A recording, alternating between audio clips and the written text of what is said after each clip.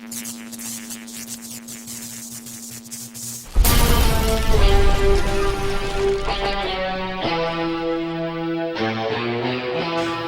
to SPINEMA TV, where we wax nostalgic about 80s and 90s nerd culture classics.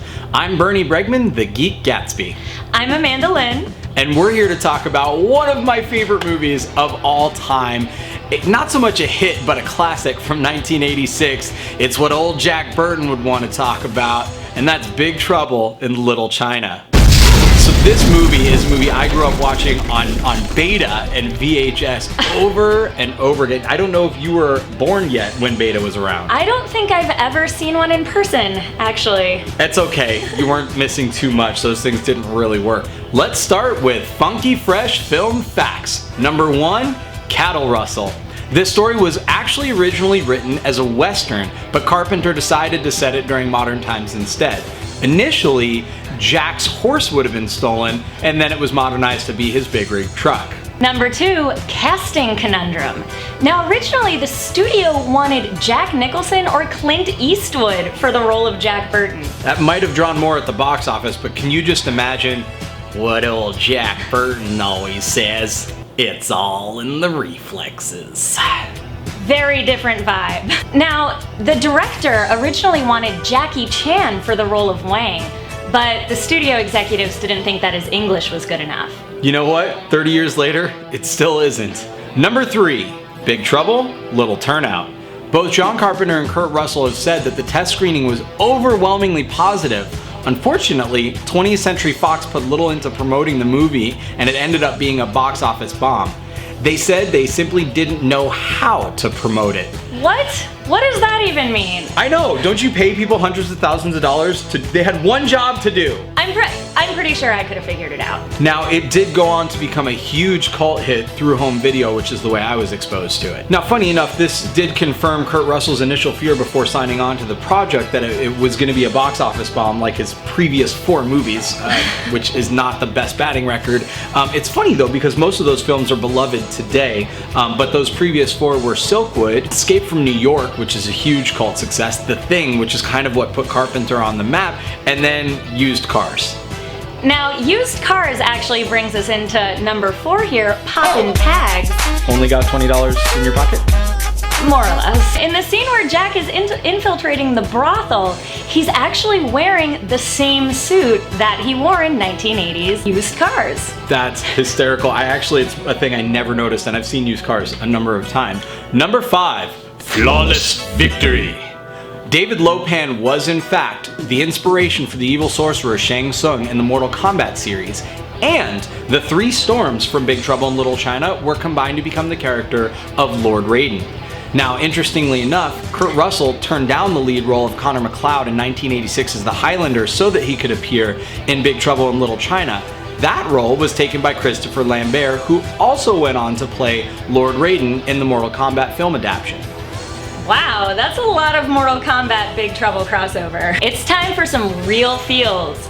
Now, Bernie, I know that this movie has been very influential to you, so why don't you tell us a little bit about the first time you saw this movie and why it sparked this obsession? So, contrary to popular belief, I did not rock the Russell mullet ever, but I do love the hell out of this movie. Are you sure? I am positive. I did have a ducktail in the 80s, which I regret. I grew up around the corner from this like mom and pop video store. This is like predating the whole Blockbuster and Hollywood Video and all that. It was like above a pharmacy or something, and there were 2 films I would have them rent like all the time, and it was The Lost Boys and this.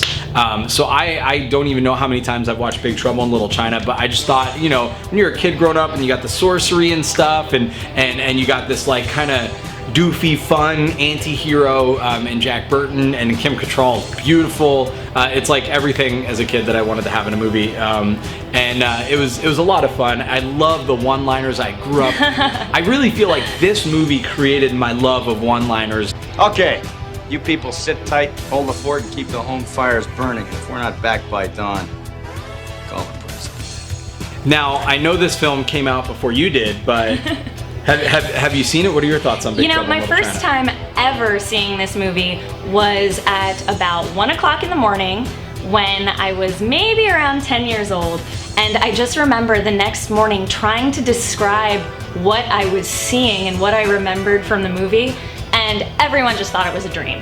That I just made it up because it sounded so ridiculous, and I'm sure I wasn't doing a great job of explaining it. But I've of course watched it again more recently as an adult, and now I think I fully appreciate it. I think ridiculous is a great way to describe 1980s filmmaking, but in the most loving of ways. Definitely, and that's what I love about it, the campiness. I'd love to get back to some of that, which brings us to SPINEMA Reboot. Now, this film is actually getting a reboot, and it will be starring Dwayne "The Rock" Johnson, who I generally love, to play Jack Burton. I don't know how I feel about that, and you could cast Dwayne in almost anything, and I will argue you to death that he is perfect. I'm not sure that he's who I would pick for Jack Burton, but let's go ahead and recast it with today's actors, and later on we'll see how we do in casting. My first thought for Jack was Channing Tatum, mainly because of his performance in The Hateful Eight. He made a little cameo there, very funny. I normally joke and say that no movie is complete without a Hemsworth, and to an extent I think that could be true. I actually think Chris Hemsworth would be a good Jack Burton. I think his look is really good for Jack Burton. I think he delivers really well on comedic timing, and I think that he can play bumbling really well from what I've seen in the new Ghostbusters release. Let's go Gracie Law, originally played by Kim Cattrall. Okay, Gracie Law. My choice would be Emma Stone, mainly because I really wanted to see her as a tough chick reporter as April O'Neil in Ninja Turtles, but since that's not gonna happen. The other main female in the film, Miao Yin, originally played by Susie Pai. I would tend to go with Rinko Kikuchi, who was Mako in Pacific Rim. I think she's a fantastic actress. I think her look is very signature, the way Miao Yin's was. So I think that she would be really good. I would like to see Kimiko Glenn, who you might recognize from Orange is the New Black. She just has these big eyes and just all those shots of her with the green contacts. All right, let's recast Wang Chi, originally performed by Dennis Dunn. Now it's interesting because Wang is kind of the straight man and Jack Burton's the funny man. I think a funny guy doing the straight role, John Cho, would be one of my choices to play Wang Chi.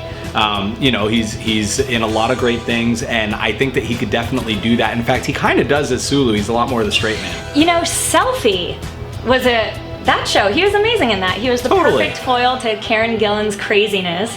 So yeah, it was a great example. I went kind of more traditional. I was thinking Harry Shum Jr., just because he is such a great kind of charming everyman character who would just find himself in this insane situation. Totally good. And speaking of insane, David Lopan. James Hong, unforgettable performance. It's one of those that is kind of hard to replace. I mean, look, we could be real here and just say that you could have James Hong play Lopan again and you just don't need any special effects makeup this time. That's my vote. Right?